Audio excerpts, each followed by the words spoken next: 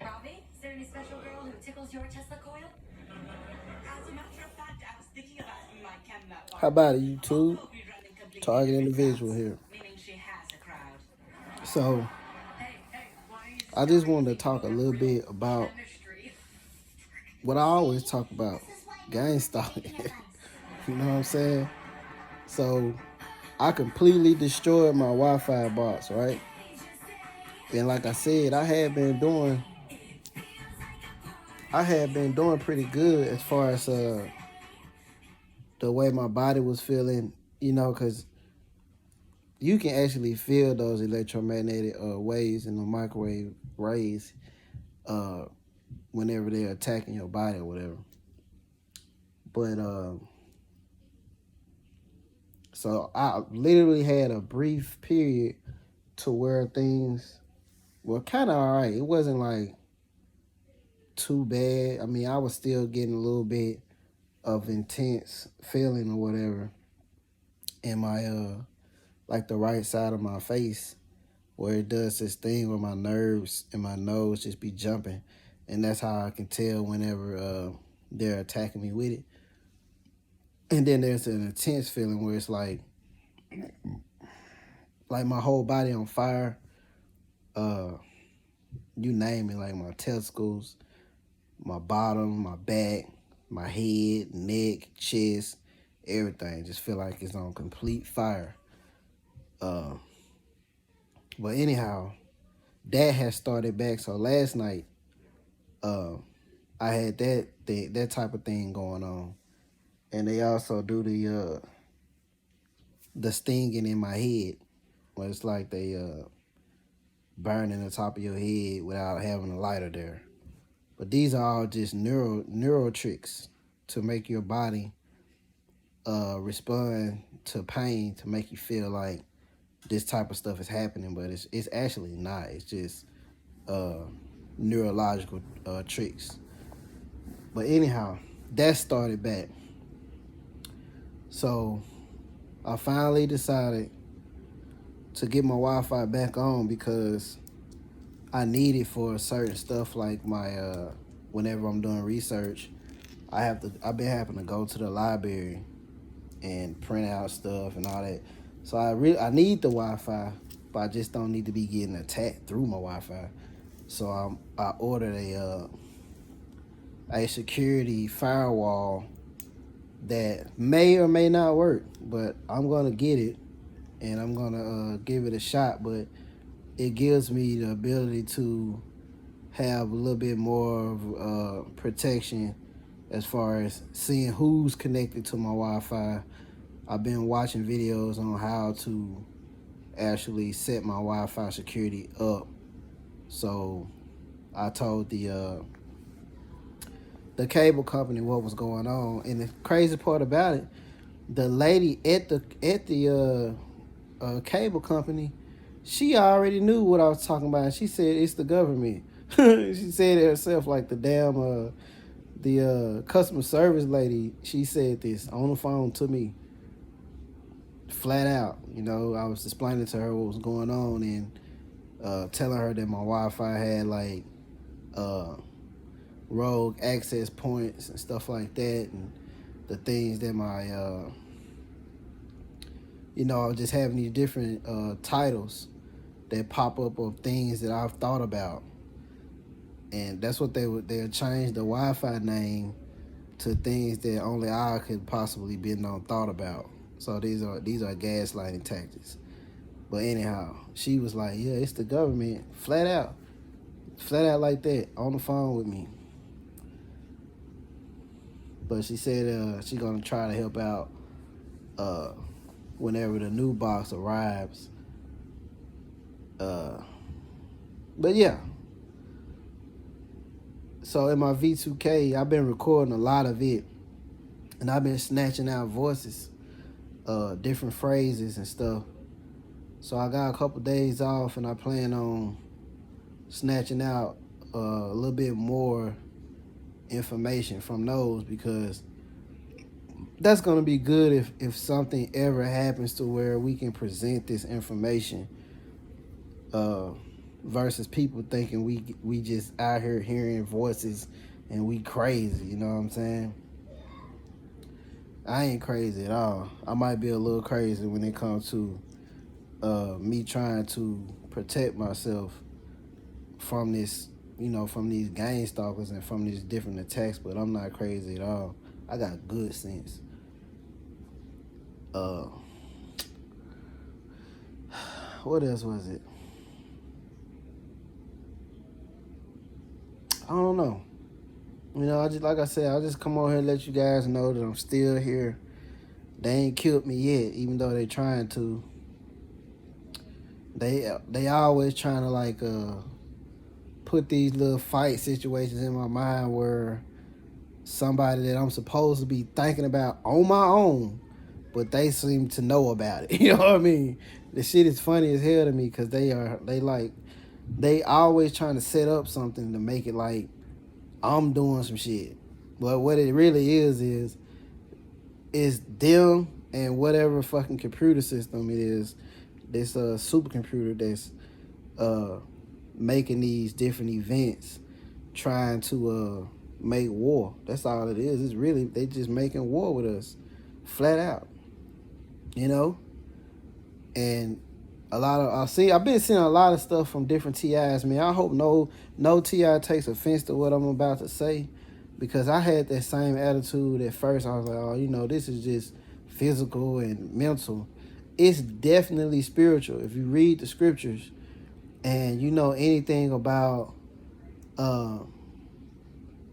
you know anything about Revelation and stuff like that, this is a spiritual warfare. And okay, I'm gonna say it like this. As far as like with the voice to skull, I'm always gonna say something about that because that's what I go through. When it comes to the voice to skull, this is the exact same thing that Jesus went through. The one you call Jesus. All right. This is the exact same thing. When he went to the wilderness, there was no man there named Satan or the serpent or the devil that was there talking to him, telling him to do this. He wasn't there. You don't have any visual of Satan throughout the whole Bible besides when he was described from when he was in the heavens, when he was he was a cherub or whatnot.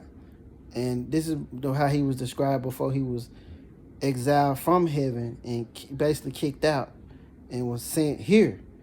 Okay, so he doesn't have a physical body. This is a frequency. Okay, this is a frequency. All right, so when Eve heard this so-called talking snake, all right, the snake wasn't talking. The snake was probably hissing, and those frequencies carried off of the snake's hiss.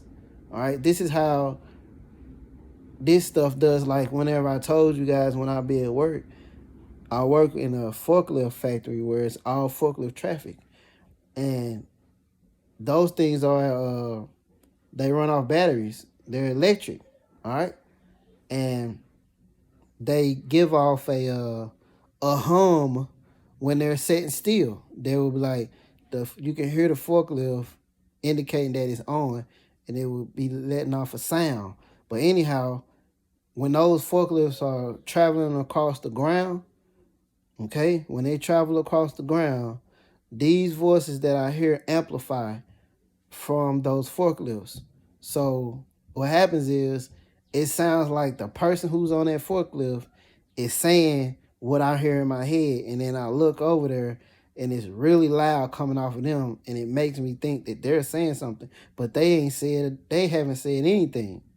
All right, so this is the exact same thing. Okay, take it all the way back to Adam and Eve, when Adam and Eve was in the Garden of Eden, and she ran across the serpent, and she told God, "Oh, it was the serpent. He beguiled me. He tricked me."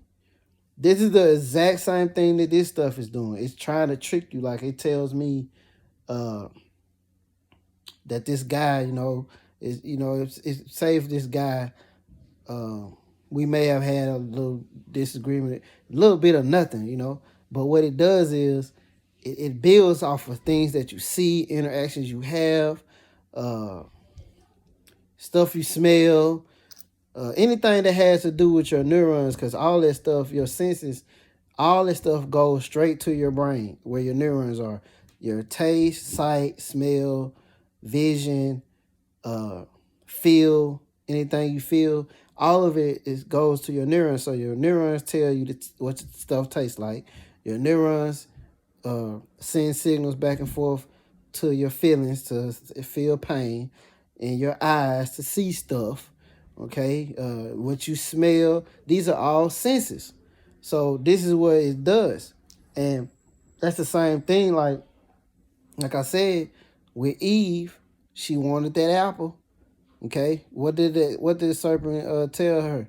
Oh, you know, you can eat that. It was always something to do with a temptation. Food is a temptation because say you're on a diet, you know, say you're vegan, and then you walk into a place and they got you know, some pork or something or some type of meat, and you smell it and you hungry, you're like, man, I can't eat that. You know, it goes against everything about my diet or whatnot or whatever, and your mind will give you a temptation.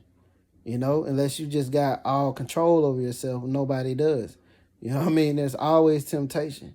No matter if you do have control over yourself, the temptation is always going to be there. It's going to present itself. That's why it's a temptation. Okay?